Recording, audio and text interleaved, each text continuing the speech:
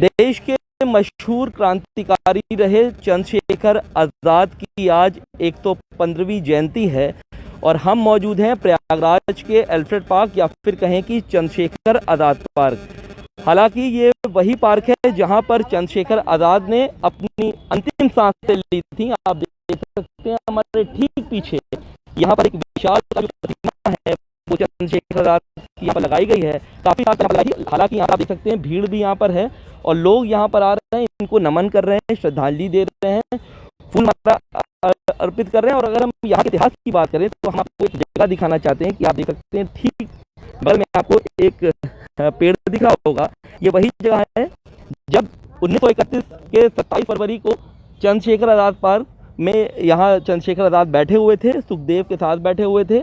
तभी अंग्रेजी जो सेना है वो यहाँ पर आती है, पुलिस आती है और इनसे कहती है कि वो गिरफ्तारी दें, लेकिन वो गिरफ्तारी नहीं देते हैं। और इन्होंने प्रण लिया था कि अपने ज़िंदगी में कभी भी ये गिरफ्तार नहीं होंगे।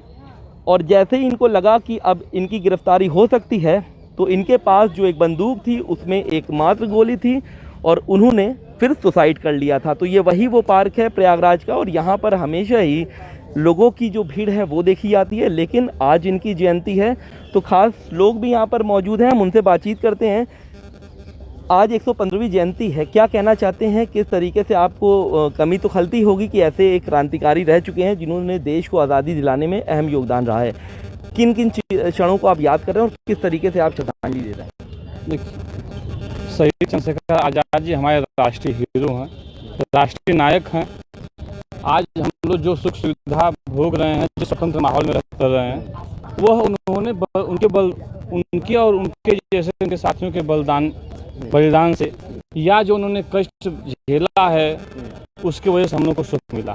तो एक कृतज्ञता व्यक्त करने के लिए हम लोग आए यहाँ कि जैसे आज बर्थडे है, आज का सेलिब्रेशन होना चाहिए कि जो उन्होंने इस समाज के लिए, सोसाइटी के लिए दुख और तकलीफ सहा, जिस विजन के लिए वह संघर्ष करते हुए शहीद हो गए,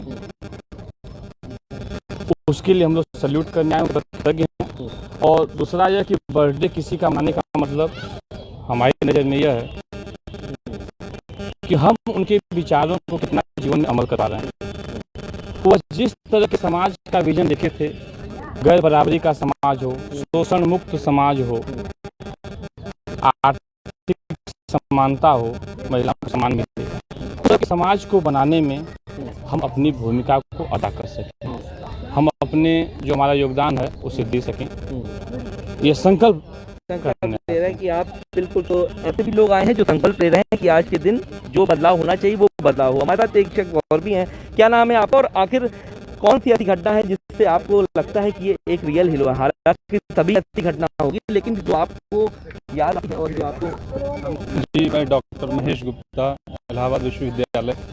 देखिए, ये चंद्रशेखर आज़ाद सर हमारे रियल हीरो हैं।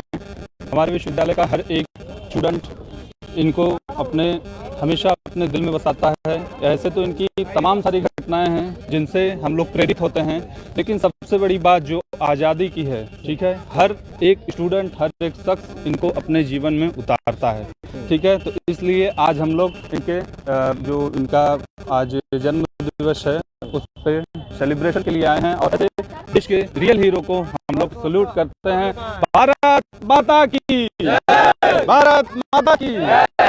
बिल्कुल, तो आप देख सकते हैं कि यहाँ पर जो लोग हैं वो यहाँ पर आ रहे हैं। हम आपको यहाँ के पार्क का पूरा नज़ारा भी दिखाना चाहते हैं कि आप देख सकते हैं कि ये पार्क है और ये जो प्रतिमा है ये यहाँ पर स्थापित की गई थी और दिन भर यहाँ पर हमेशा चहल पहल बनी रहती है और यहाँ पर लोग आते हैं, लोग पुष्प अर्पित करते हैं।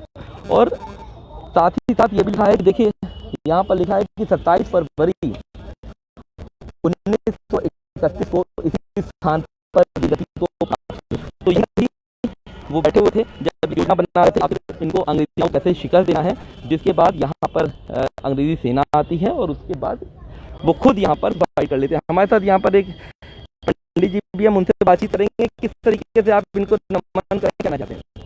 आज़ादी के आंदोलन में बहुत सारे क्रांतिकारियों ने भाग लिया, लेकिन इनकी छवि अद्वितीय थी। इनका एक अलग ही चमक और दमक था, क्योंकि जहाँ सूर्य सेन जैसा क्रांतिकारी हुआ, भगत सिंह जैसा बलिदानी हुआ, भगवती भाई जैसा त्यागी पुरुष हुए, दुर्गा भाभी जैसा वो त्यागी महिला हुई, ये सब क्रांतिकारी आंदोलन नहीं देना है।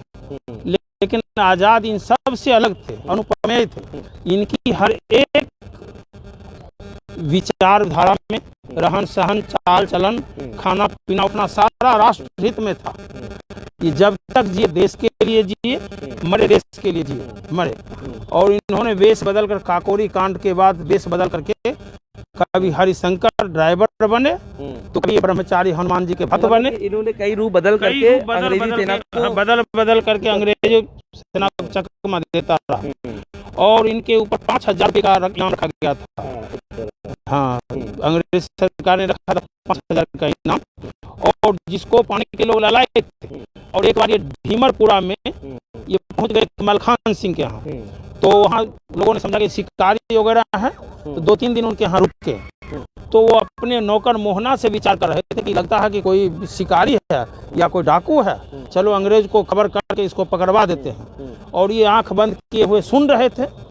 जब इन्हें लगा कि अंग्रेज गया फोन करने के लिए, उठे, लोटा उठाए और शौच के बहाने गए, लोटा फेंक करके वहां से भाग करके झांसी आ गए। क्रांतिकारियों को बताया तो कहा कहते चलिए उसको छोड़ेंगे नहीं। अगर क्यों 2 गोली खर्च करोगे उसके ऊपर, मैं ही 1 गोली नहीं डाल देता। अरे बेचारे को पैसे की कमी थी, वो भी तो सोचो, इसमें उसका कोई दोष नहीं है। इसी प्रकार एक और घटना का मैं वर्णन करना, इनके प्रेजेंस ऑफ माइंड का। एक बार ये हनुमान जी के भक्त ब्रह्मचारी के वेश में टहल रहे थे। इनके साथ एक और शागिर्द था। सिपाही को शक हो गया कि भाई आजाद हो, इनके ऊपर 5,000 का इनाम मुझे मिलेगा।